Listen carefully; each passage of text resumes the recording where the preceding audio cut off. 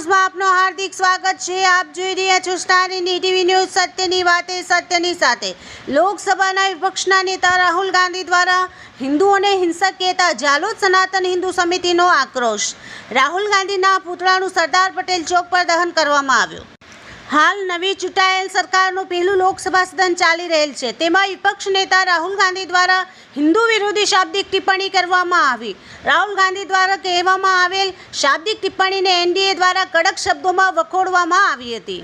રાહુલ ગાંધી દ્વારા લોકસભાને સંબોધતા એવું કહેવામાં આવ્યું કે હિન્દુઓ 24 કલાક હિંસા કરે છે તેમજ અસત્ય ફેલાવે છે। રાહુલ ગાંધીના હિન્દુ વિરોધી આવા શબ્દોનો ઉપયોગ કરવામાં આવતા ભારતમાં રહેતા તમામ હિન્દુઓની લાગણી દુભાઈ છે। તેથી રાહુલ ગાંધી લોકસભામાં હિન્દુઓની માફી માંગે તેવી માંગ જાલોદ નગરના સનાતન હિન્દુ સમિતિ દ્વારા કરવામાં આવેલ છે। જાલોદ નગરના સનાતન હિન્દુ સમિતિ દ્વારા રાહુલ ગાંધીનું પુતળું બનાવવામાં આવેલ હતું અને રાહુલ ગાંધી હાય હાય, રાહુલ ગાંધી મુર્દાબાદ, કોંગ્રેસ મુર્દાબાદ જેવા નારા લગાડવામાં આવ્યા હતા।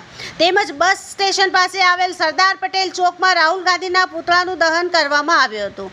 રાહુલ ગાંધીએ હિન્દુઓને હિંસક કહેતા આખા ભારત દેશના હિન્દુઓમાં મોટા પ્રમાણમાં રોષ જોવા મળ્યો હતો। પોતાને ગર્વથી હિન્દુ કહેનાર હિન્દુ સમાજ પર હિંસા ફેલાવે તેવા શાબ્દિક પ્રહારો રાહુલ ગાંધી દ્વારા કરવામાં આવતા ભારત દેશનો હિન્દુ સમાજ રોષે ભરાયેલ છે। રાહુલ ગાંધી દ્વારા હિન્દુ ધર્મને હિંસા કહેતા જાલોદ નગરના હિન્દુ સમિતિ દ્વારા રાહુલ ગાંધી તાત્કાલિક સાંસદ પદેથી રાજીનામું આપે તેવી મૌખિક માંગ કરવામાં આવી હતી। હિન્દુ સમાજ પોતાની ધર્મ સભામાં विश्व का कल्याण हो, प्राणियों में सद्भावना हो, अधर्म का नाश हो तेवी भावना राखनार हिंदू समाज हिंसक केवी रीते होई शके?